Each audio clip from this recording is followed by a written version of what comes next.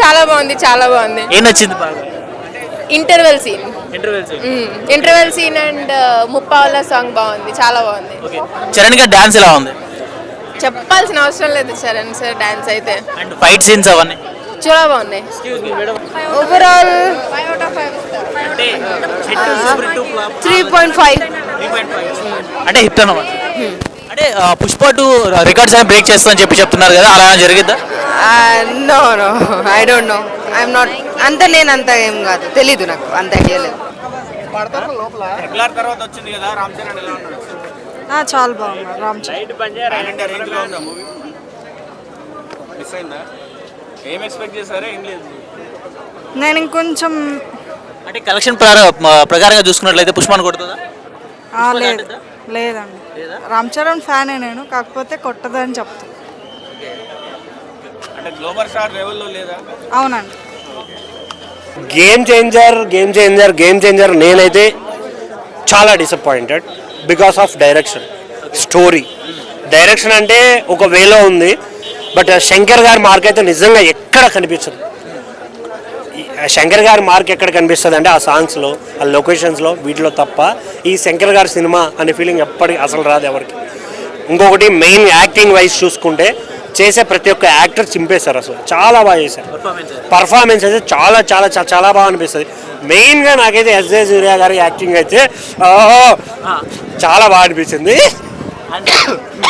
Dance ఎలా ఉంది bro?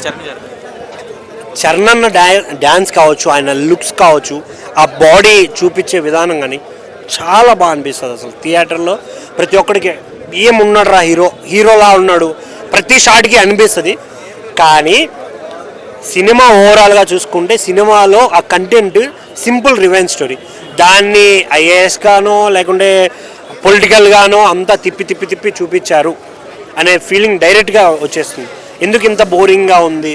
First half అయితే మరీ లాస్ట్ 10 minutes బ్రేక్కి 10 minutes ముందే ఇంట్రెస్టింగ్ అనిపిస్తుంది. స్టోరీయే అది మెయిన్ పిల్లర్ స్టోరీ అండి. యాక్టింగ్తో ఎంతైనా నిలబెడతాం అనుకుంటారు, స్టోరీయే లేనప్పుడు యాక్టింగ్ కనిపించదు కదా. సో నాకు అది క్లియర్ కనిపిస్తుంది ఎగ్జాక్ట్గా. కాకపోతే ఏంటి అంటే అప్పన్న అనే ఒక క్యారెక్టర్ చాలా బాగా వచ్చింది. ఒక ఎగ్జాక్ట్గా ఈ చాలామంది ఏం చెప్తుంటారంటే పొలిటికల్ని కంపేర్ చేస్తున్నారు, అదే ఈవెన్ ఆంధ్ర పొలిటిక్స్ని ఇక్కడ కంపేర్ చేశారని మాట్లాడుకుంటారేమో.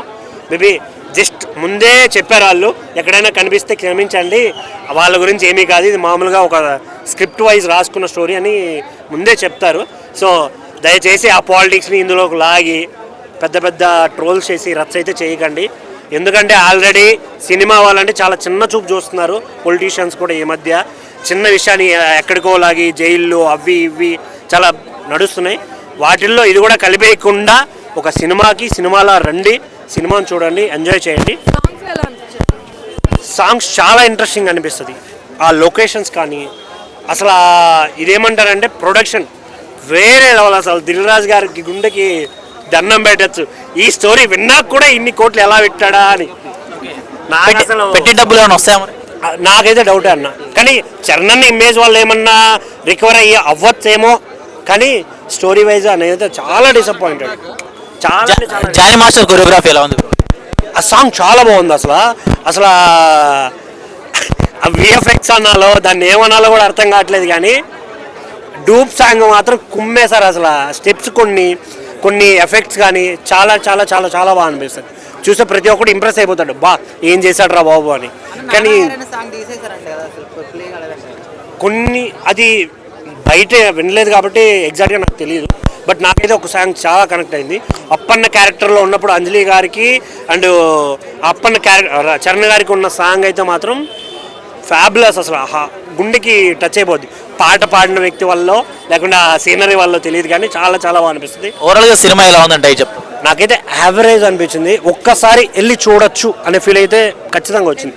Because of Charan acting and SJ Surya గారి యాక్టింగ్ చాలా చాలా బాగా అనిపిస్తుంది. సో దానికోసం అయితే చూడొచ్చు. Thank you so much. Very and Charan గారి మధ్యలో వచ్చే సీన్స్ ఏదైతే ఉన్నాయో అవి చాలా ఇంట్రెస్టింగ్గా ఉంటాయి.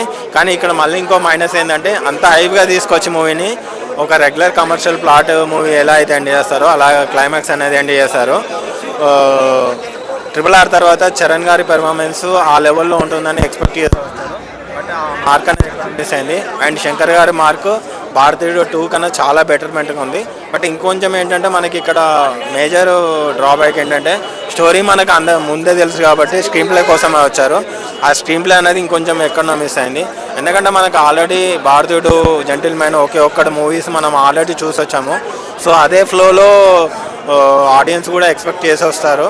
బట్ ఆ స్క్రీన్ ప్లే కానీ ఆ నరేషన్ ఏదైతే ఉంటుందో అది ఇంకొంచెం ఎక్కడో మిస్ అయింది. చరణ్ గారిని ఇంకొంచెం కరెక్ట్గా యూజ్ చేసుకోలేదు అనిపించింది. ఎందుకంటే సెకండ్ హాఫ్లో ఒకటైతే ప్లస్ చేశారు. చరణ్ గారిని ఒకటే రోల్లో ఉంచకుండా డిఫరెంట్ రోల్స్లో సీన్కి తగ్గట్టు మార్చారు. అదొకటైతే బాగా అనిపించింది. కానీ ఆ సీన్కి మార్చుకున్న తగ్గట్టు దానికి ఇంకొంచెం స్క్రీన్ ప్లే యాడ్ చేసేది ఉంటే బాగుండేది. కామన్ ఆడియన్స్కి, జనరల్ ఆడియన్స్కి మాత్రం ఇట్లా regular commercial movie. Dil Raju గారు చెప్పినట్టు అది ఇంకా 2 మూవీస్ ఉన్నాయి. డాక్ మహారాజా అండ్ సంక్రాంతికి వస్తున్నాం అనేది ఆల్రెడీ ఫ్యామిలీ ఎంటర్టైన్మెంట్ అని తెలుసు. డాకు మహారాజు మూవీని బట్టి ఈ మూవీ ఫస్ట్ సెకండ్ అనేది చెప్పొచ్చు. బట్ ఇప్పుడైతే యావరేజ్ మూవీనే.